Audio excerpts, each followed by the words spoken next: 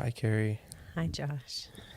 I have a question for you. Okay. That I've been saving for after we went live. I can't believe you've held I it have. back. Okay. Have you ever gotten mad at me? Never. I didn't think so. Yeah. I know. That's good. Phew. Moving on. Yeah. Well, I mean, that was going to be. I was hoping that would help with the substance for the topic of today with so you want me to anger. be honest so we can give. All right, let me ask you this: do you see a difference in anger and being mad? Is it different to you? I think anger is a global term. Mad to me is a part of that. So I think it's possible you haven't been mad at me. Maybe you've been angry with me, frustrated. Probably both. You've been mad at me. Yes, you've been mad at me. Well, to me, mad is like you offended me, like you hurt me. Like I'm like, what do you think? Who do you think you are? You know, yeah. I don't think I've ever had that feeling towards you. But Okay. You've thought, who does she think she is? Of course you have. sorry, I just blew people's ears out, laughing into the mic. Yes. No, I haven't. Freudian slip. I don't think so. But I have been frustrated. Yeah. And can you tell if I'm mad at you? Mm-hmm. Can you tell if I'm mad at you? Yeah. Yeah. Yeah. I like to pretend you're not though when that happens. I know our dance. That's good. Okay. Well, got that out there. Yeah. So, a little honesty, right? yeah. But one thing I think we've been pretty good at is it hasn't turned into, there's no toxic anger or like, I also think like, there's a level, like if it reaches to a point that we talk about it, I don't think either one of us has ever come out and said like, hey, I'm mad at you on this, but I think it's more like there's something frustrating that's happening that we're involved in, and then we talk about it and figure it out, and onward and upward. Yeah, I think that's true, which is part of the dance. Yeah, because we don't just like go at screaming at each other or anything. Was that Harriet Lerner's book called? Was it called The Dance of Anger? Okay. Yeah, I've never read that book. I should. I read it a long time ago. I mean, it's still. I think it. From what I hear, it holds up. So. Well, it's just also something people relate to. Just even the idea. Right. It just seems so simple though. Like. Yes. No one. It's like no one wrote a book like that before. I know. And maybe they did, and like most things in psychology, it's just been repackaged in a better way. Yeah, it seemed like it'd be the first book written. Actually, the first book written would be shame. Yes. And then anger. Uh-huh. Or probably anger, probably so you don't have to deal with the shame. Exactly. We're more comfortable with that. Yeah. So, but anyways, good for Harriet Lerner, I guess. Good for her. Yeah. I think probably made her very rich. It's a very popular book. So we're gonna talk about it. We'll go ahead and do our intro real quickly. So we're gonna talk about anger after infidelity. So don't go anywhere.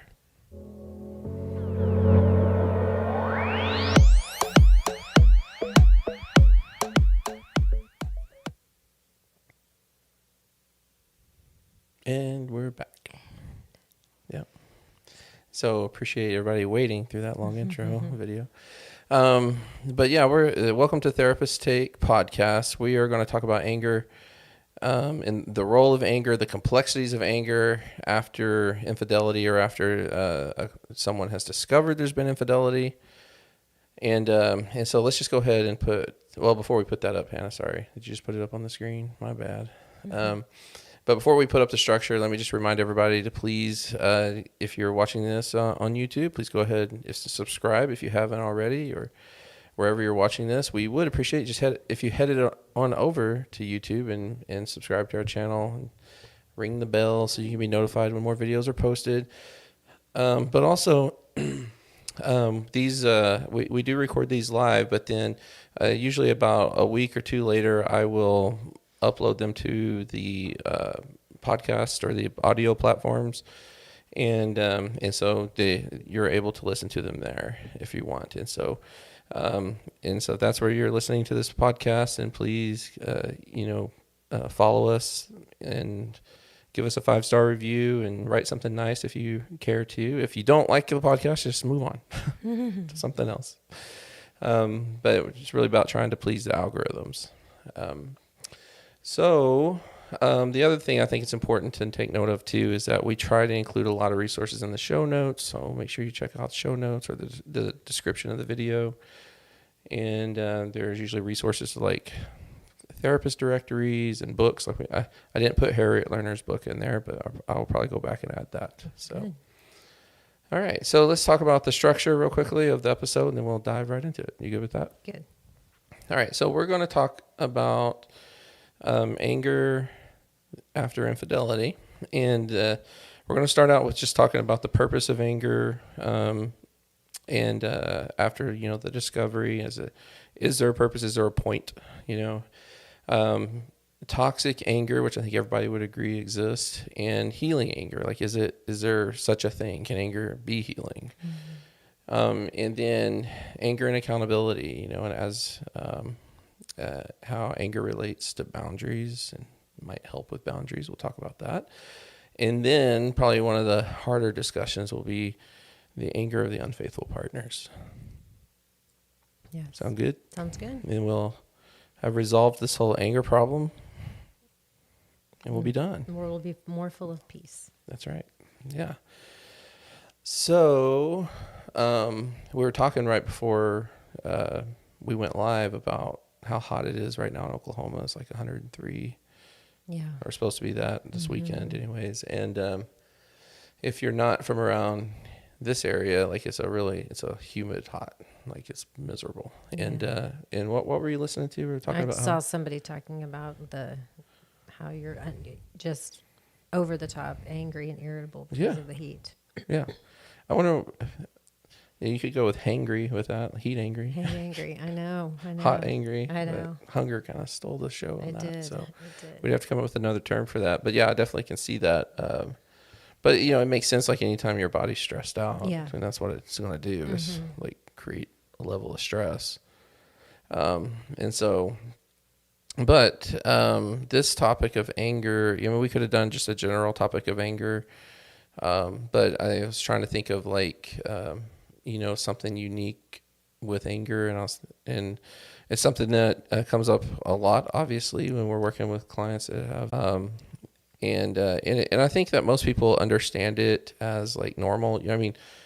Like it's a reasonable use for rage. I think people would say this would be one of those situations. Like, if somebody raged out on you and after they found out that you were cheating, most people aren't going to bat an eye at that. Right. I'm not saying it's good or it's healthy or anything, but I think the general consensus is that anger makes sense after you found out your partner has been unfaithful. You agree? Yes, yes, expected. Right. So what's interesting, though, at least what I've noticed, and you can tell me if you've noticed the same thing, is that it's much more complex. Like, I think people have a complicated relationship with anger in general. I agree. So you're definitely going to have people on the extremes where there are going to be some people that never will hardly ever let themselves feel it, much less express it. And then you're going to have people that probably need to rein it in, that need to be better at reining it in. And then you're going to have everything in between. Yes. Yeah. But there's also things like how anger gets grouped with shame. So a lot of people have trouble experiencing anger without experiencing shame. Am I saying that correctly? I think so. Yeah. I start throwing in like without, trying to make sure I'm getting it right. Yeah. Yeah. So in other words, that they feel angry and they feel shame at the same time.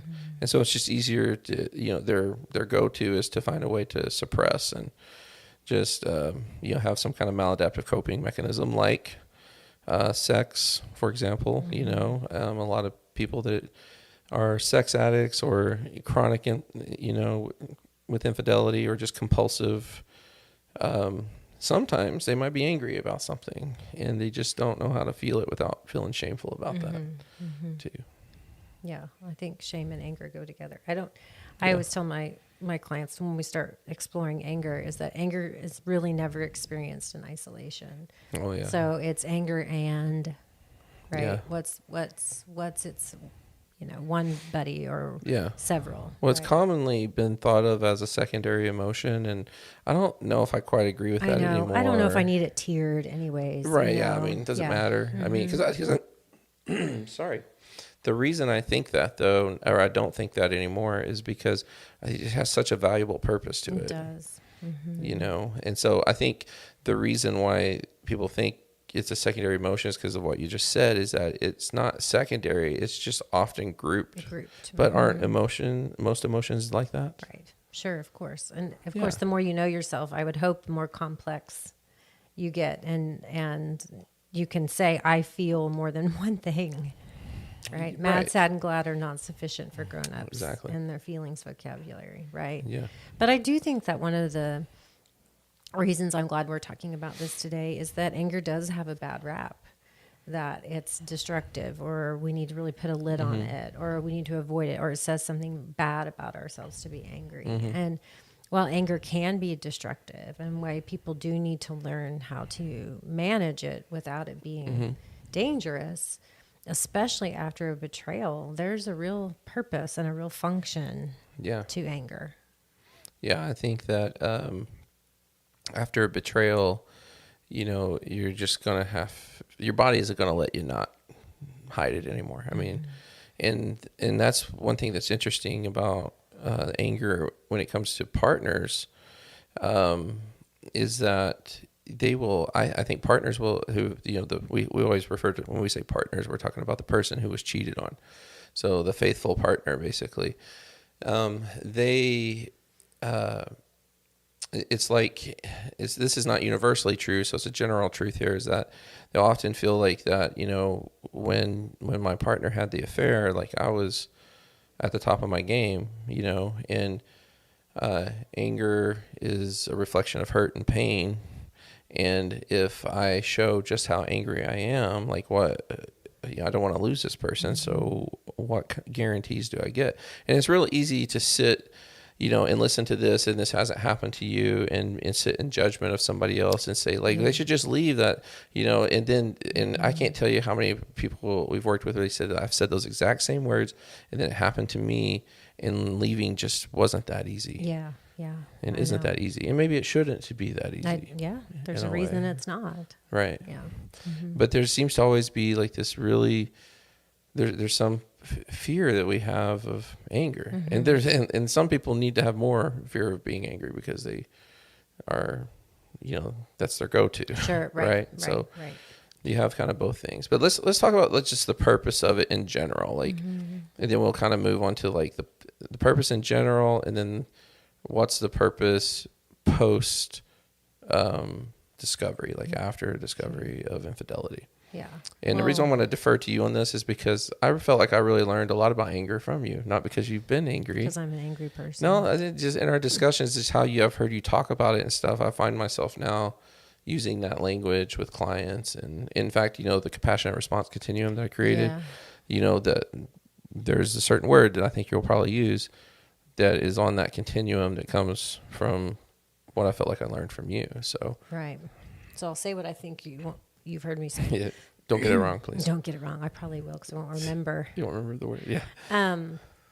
That anger is a sign that someone has trespassed your boundaries, right? That something has taken some kind of violation, excuse me, some kind of threat, some kind of injustice, right? Something that's not safe. And so that's your alert system, right? Your anger, your irritability, right? Is about, think about when you're standing in line and someone's too close to you. What do? You kind of almost get bigger, right? Like you move your body, you kind of like, get like, no, I've got this. This is my bubble, right? And it's this very then you judge basic core, right? Of course. And then it's this, but it's a very basic human response, I think, to no, that's too close, and I'm going to make sure that my space has been acknowledged and protected. Right. Yeah, absolutely. And so the key word there that you did use it, the word that I was waiting for you to use is trespass. And really after. I can't remember how long ago it was that we had that conversation where it really it got me thinking about like that maybe there's a purpose to all emotions, which I do think that is generally the case, and I think that most of the time anger is there to let people know someone or something, or there's been a trespass. There's been a boundary violation. Someone has crossed the line. Now, there is the line itself can be debatable, Yes. right? Like maybe sometimes our lines are too rigid. Right. Our boundaries need to evolve and to change and to grow and adapt, and so that is a possibility. Absolutely. But sometimes we don't know that until you get angry about it, until there's been a trespass. What's going on? Yeah. Right. And so I think that's just kind of the general function. So good that we have anger in our lives. And that's kind of what you were saying, is like it's kind of got this bad rap when it's so critical to our survival, first of all, and then, but also to our growth and development, our relational growth and development. Can you imagine a couple comes in to you and says, we've never got in an argument. What's the first thing you think of? Ruh-roh. Right? Yeah. Little Jetson humor there. Is that Jetsons? Ruh-roh? Or is No, that that's Scooby-Doo? Scooby-Doo. Okay, Scooby-Doo. Yeah. Okay. Shaggy. Yeah, What's the dog Scooby. in Jetsons? Is there one in Jetsons? There was a dog. Yeah. It's Astro. That's right. That's right. Sorry, we digress. Okay, yeah, but digress. we But- got it.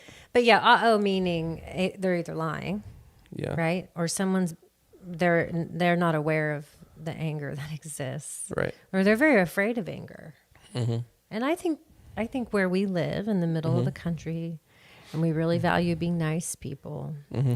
And I do think that we have a more intense reaction to anger. Like when Yeah. you travel places outside of that, and there's much more people being comfortable, right? Saying or having confrontation, Right. right? And then you realize, oh boy, maybe I have slightly a middle America view of we should really avoid anger at all costs. Right. Right. Yeah, I agree. Yeah, and so my first thought is when a couple says that is like, well, you guys haven't been married long enough, or you're lying to yourself, or to each other, like suppressing the feeling, saying we've never been in an argument, but we probably should have been a few times, and usually the effort there is noble. We don't want to argue, like when you love somebody, be stuck in conflict. Sure. And what if, and you don't have any guarantee that the other person's going to handle their feelings well. Right. So, right. And so it's complicated. I will say that, like, it's not exactly easy to do, and it's different from one person to the next and one relationship to the next. Okay. So now we kind of established like just that's the purpose in general, or at least how we see it. What about after the discovery of infidelity? And let's just focus on the partner right now, because we'll get to the unfaithful partner at the end. What's the function of the anger for the partner? Yeah.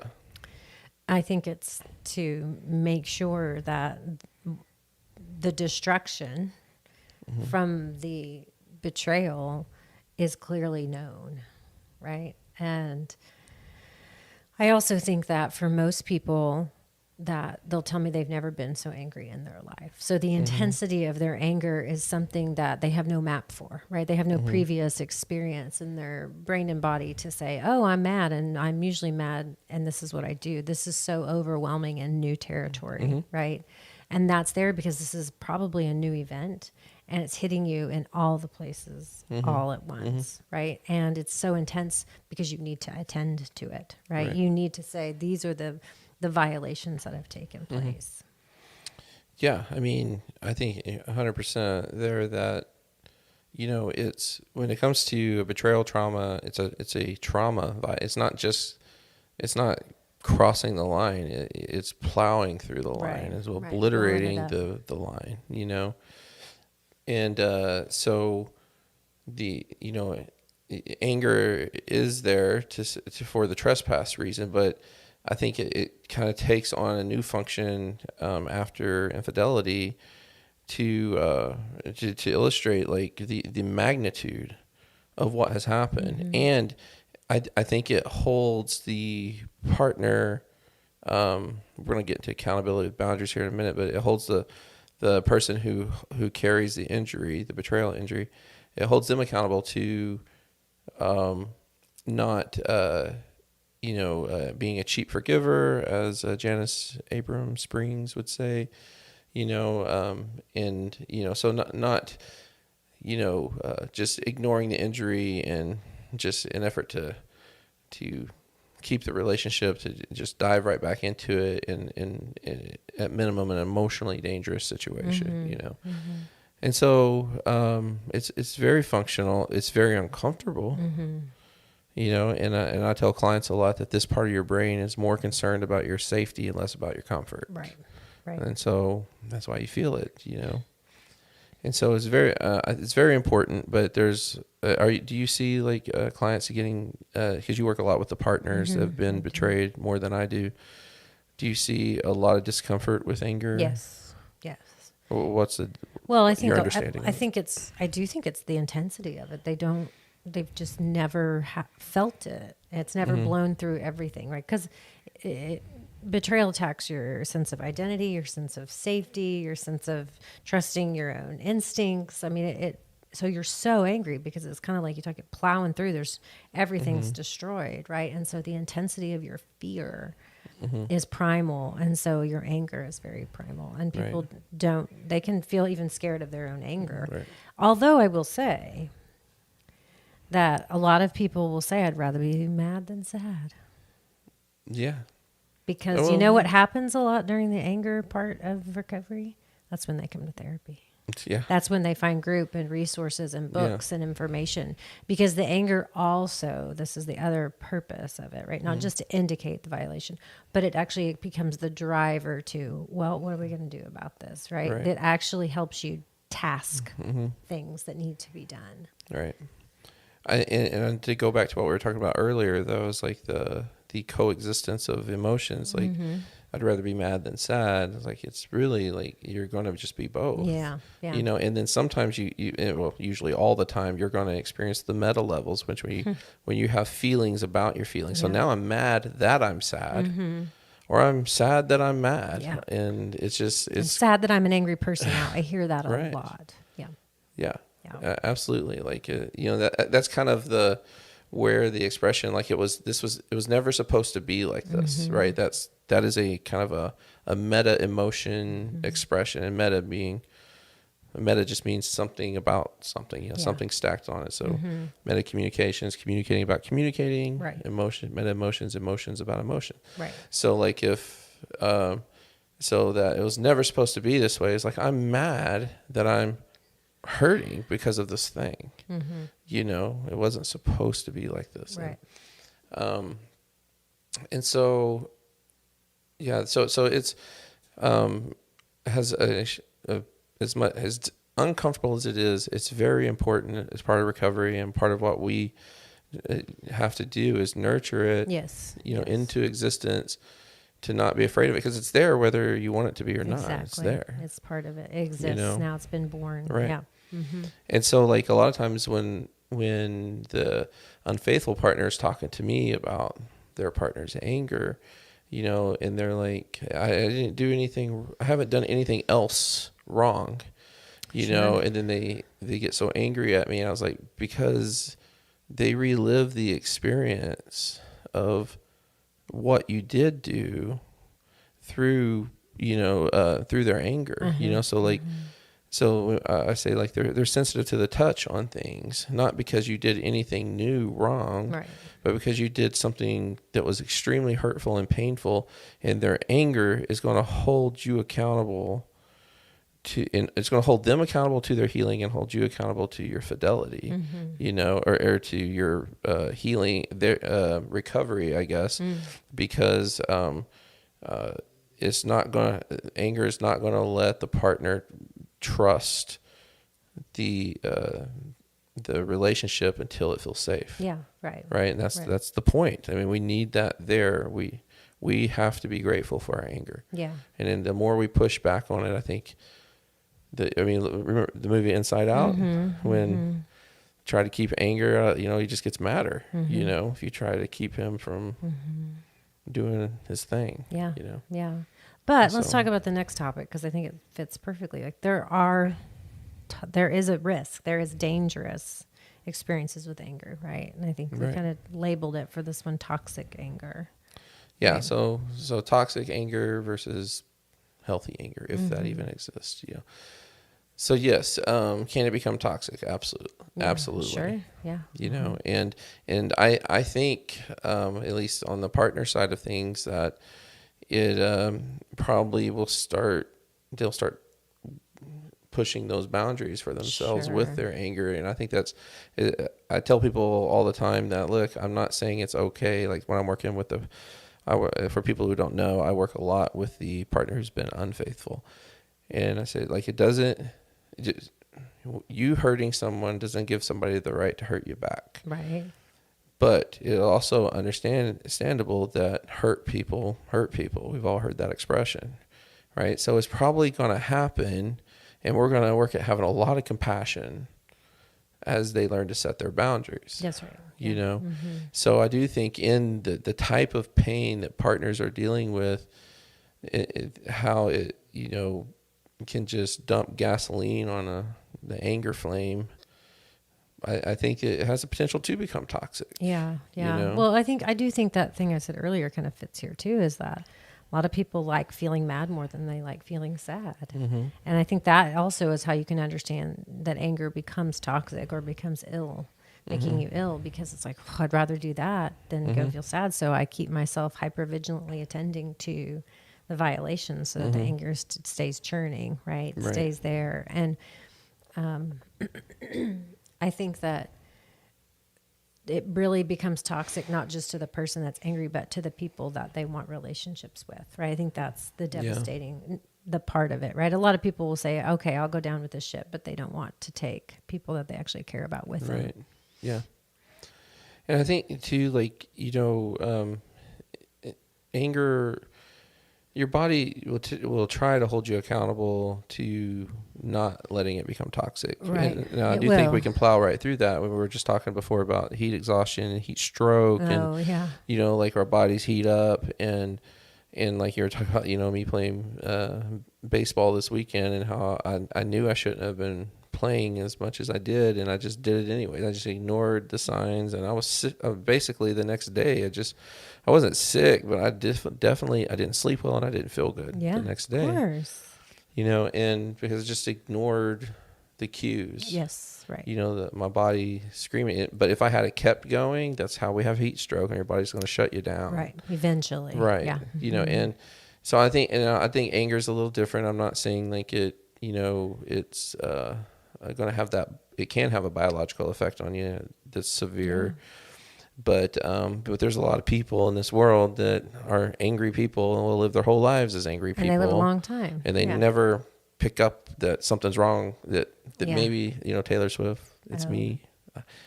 We keep going back to that. I mean, I can't remember the lyrics to it ever. I'm the problem, it's me. It's me, it's me, hi. It's me, hi. Yeah. Okay, that makes more sense. Yeah. I thought she was stuttering. Oh, no. It's me, I am the problem. It's me. No, hi. Oh, it's me, hi. Okay. Yeah. Gotcha. Okay. Like hi, like hello. Yes. Hello. Yeah. I don't know what else it would mean. Okay. Yeah. Could mean up. Who's she talking to? The opposite of low. Is she in the mirror? Talking to the mirror? You need to see the video. There's two versions of her. Oh. It's a very IFS. That's cool. And image. so is the version she's talking to the better version, like a good version, or not so good version? The not so good. Oh, okay. Gotcha. Okay. Well, Okay. that's There's a new your episode. homework. We can do that. Okay. Yeah. Okay. Boy, Taylor Swift, I deep. know. It's deep stuff. It is. Yeah. It's not just I don't know. poppy for the kids. There'll probably be like a master's degree in Taylor Swift someday. Oh, probably. My daughter will What's your probably degree want in it. Taylor Swift? Yeah. Taylor Swift history and philosophy. Right. The philosophy of Taylor Yeah. Swift lyrics. Yeah. Yeah. Well, Okay. Digress. you went with me on that one. I did. though. I did. I like that. All right. I'll steer you back. Okay. All right. Yeah. Where were you before? That's I don't even know. No, we're talking about toxic anger, and so I think everybody knows. I mean, this is no secret. This is preliminary stuff to get to what we need to talk about, because everybody, I think, agrees there's such thing as toxic. Yes, I think anger, everybody right? can know. But can anger be healing? I think that's the question, because it's such an uncomfortable feeling, and I think yes, because I truly believe that all emotions serve a purpose, and if you honor them in the capacity that they're meant to be utilized, I think it can be a very healing thing. I think so too. I know it, and I often will tell my clients, I want you to come in here and tell me about a story where you lost it. And I'll like couch that with in a safe place, not operating a vehicle, et cetera. Right. But yeah, I want to normalize the expectation that you're going to be angry, and and then usually what happens too is that you're sad along with it. Right. So you start out, yelling or whatever, and you're crying. Right. So I want to normalize that, because I do think it's healing, because I think that it helps you do what I think a lot of intense emotion is about, which is moving through your emotions, right? So it's not about getting stuck in it. It's not about ignoring it. It's about moving through it. So you just made me think of something that might be, I would get your opinion on this, because I just literally just thought of this. So, but I was thinking, like, how can we measure, if it's toxic versus healing? And I'm wondering if vulnerability is the answer there. Okay. Like, kind of what you were describing was, for one, anger shouldn't come easy, so when you do feel it and express it, if you're feeling vulnerable at the end of it or through it, like sadness, like, or fear or something like that to me would probably, I would say you're leaning more toward the healthy anger. If you're not feeling vulnerable in it and it escalates, you're feeling like it comes easy to you and it's reactive and it just feels like you just get angrier as you express your anger, I would say that's probably more toxic. That's a good way to think of it. Yeah. So it should be hard. Yeah. It shouldn't be. You shouldn't feel. You shouldn't at the end of it. I think you can feel good about yourself from an intellectual standpoint, but from a vulnerability standpoint, it's not like, it shouldn't be your favorite thing. Yeah, I think most people use words like exhausted or tired, and even in pain a little, right? Like, my clients say to me, "Gosh, when I'm so angry, my heart just hurts." Right. Yeah. Now, I think that if you feel shameful about it, that's a different thing. It needs to be discussed, because I actually think that that is, I wouldn't say that's toxic anger. That's toxic shame at that point. If your shame is keeping you from feeling and expressing something that's natural, normal for every human being that exists, then there's toxicity there. So we could probably do another episode on toxic shame at some point. But, But yeah, so for anybody listening that's wanting to know, like when you're kind of trying to measure, like, what does healing anger look like? Well, there's got to be a vulnerability aspect to it. It invites that. Right. Yeah. I agree. So how does it, in moving to the third point, in talking about anger and accountability, so when you first hear that, it's just like anger and accountability, does it even fit for you? Does it? Well, yeah. Well, but we're therapists. Yeah. We're us. Well, we've ingrained our training, right? Of course. Yeah. Okay. So when you saw that on there, it hit. Okay. Do I ever write stuff where you're like, what does that even mean? Well, I just can't read your handwriting. Sometimes. You thought it meant something. You thought it just said something else. Yeah. What is anger and yeah? Is that Z's? Yeah. I fell asleep while I was writing. Yeah, I know. What? That's Monty Python and the Holy Grail. Do you remember that? Oh, yeah. Did you watch that ever? Yeah, of course. I mean, when he's like, he dies and he's like, but he wrote it out. Yeah. And then they said, why would he write that out? How? Yes, I do. So it's sorry. I know, squirrel. Man, we've had a lot of squirrels. Today has been squirrely. Yeah, I know. But what does it mean? What did you mean when you wrote accountability?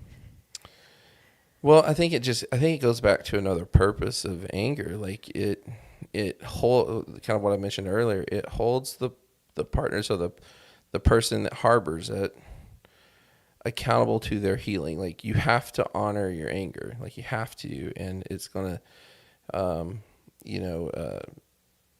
I feel a certain way about something that you did. I've got to express it. Like, do you ever have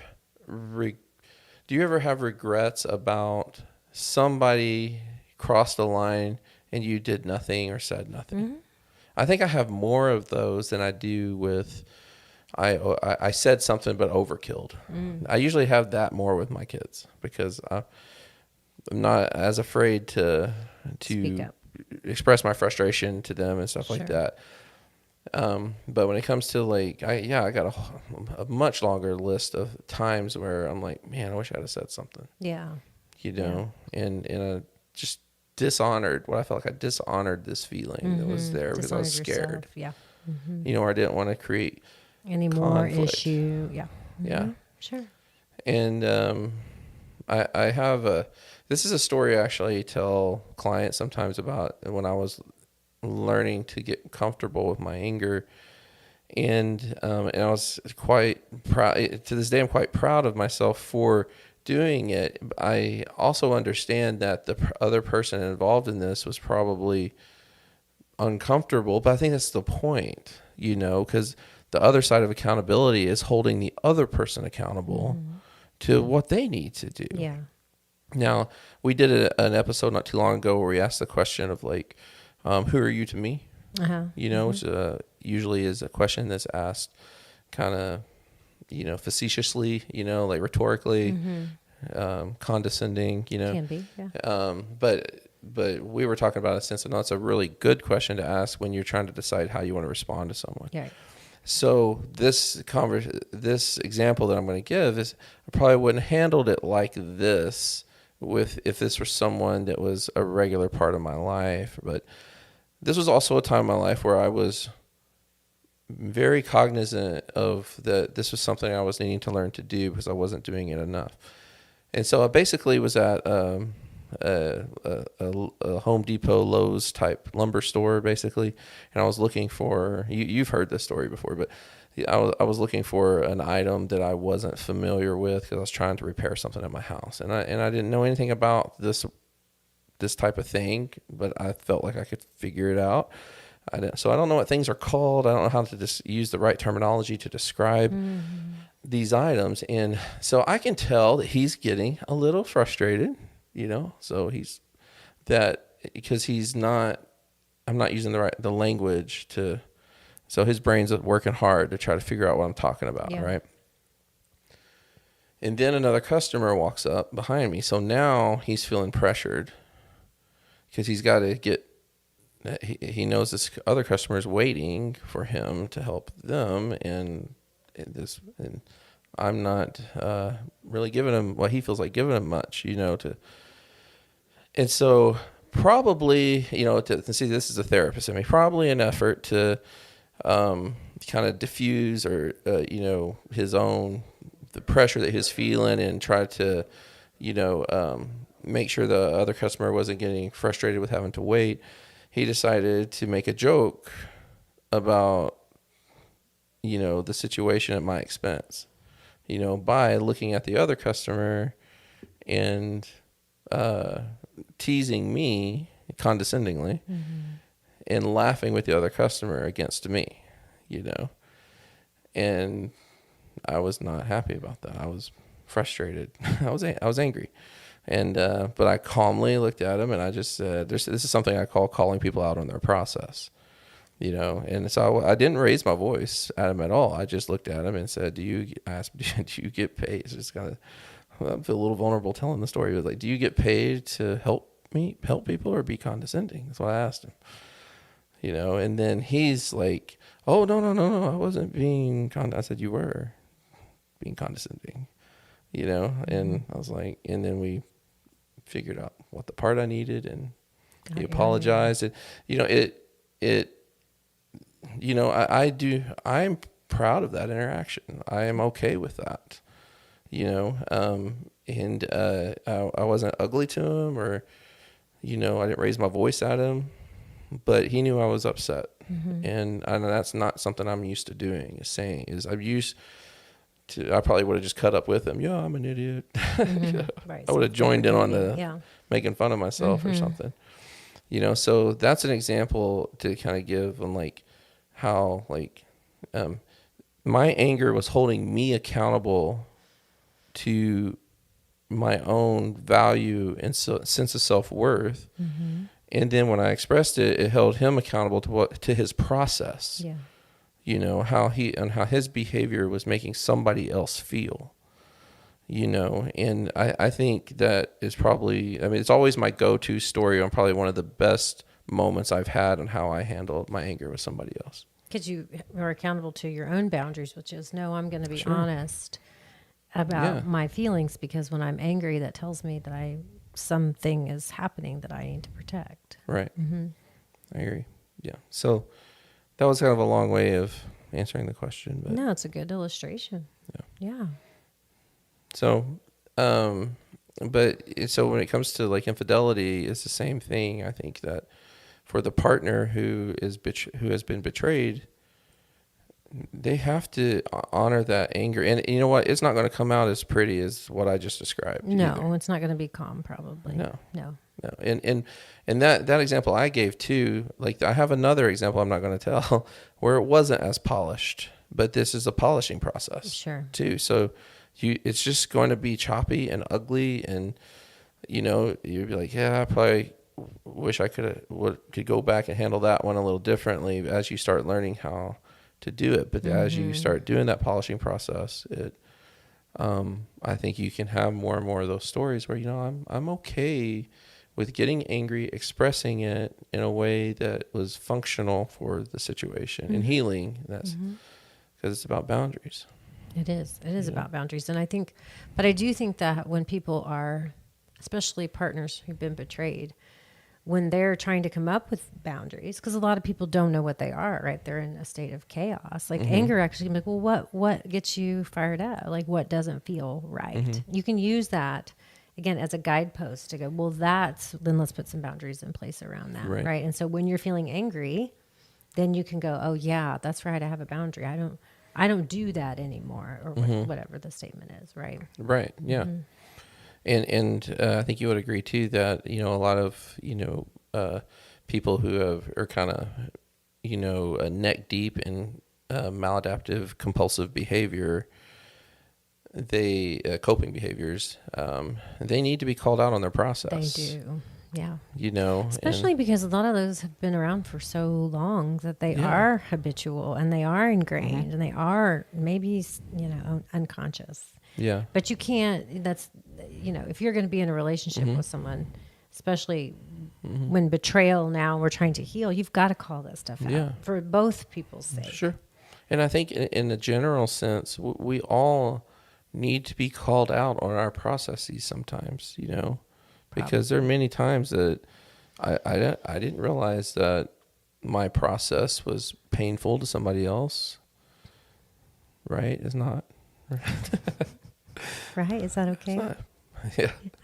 My process isn't painful to you. Right, Carrie? Right. Okay. Sure. But everybody else, Right, as long as it's not to you, it's fine. Right. But no, I think it's just really, I think that's good and healthy. And, our spouses probably do that the best in a sense. I know my wife is like, I remember the time she told me that she was like, you tend to make things about you, which I'm like, golly, it really hits me hard. I'm like, because I know that's true, and I have to be extra. Like it hits that narcissistic thing, I'm like, oh man, I don't want to be narcissistic, but I'm okay with it. But I have to be careful about like, I'll come home and I'll start telling her about my day or something like that, and I have to like back myself up. It's like, hold on a second, how was your day? Like I truly want to know. I just forget there's other worlds that exist out there besides mine, and, but she'll also know too that it's not my job to call myself out on a process that's painful to you, because I don't know it's painful to you until you tell me, That's right. and so, but yeah, it can create arguments and a very awkward and uncomfortable situation. It can be embarrassing. Yes. It can be gross. Yeah, like if you you're pick your nose a narcissist. lot or something, and someone's like, "Hey, stop picking your nose." That. You're like, But, "Oh, no one saw that, right?" Right. Oh, but we all saw it. It's Everybody saw if it. you have eyes, you saw it. No, but I think that we just need to say this explicitly, right? Which is, this is growth through pain.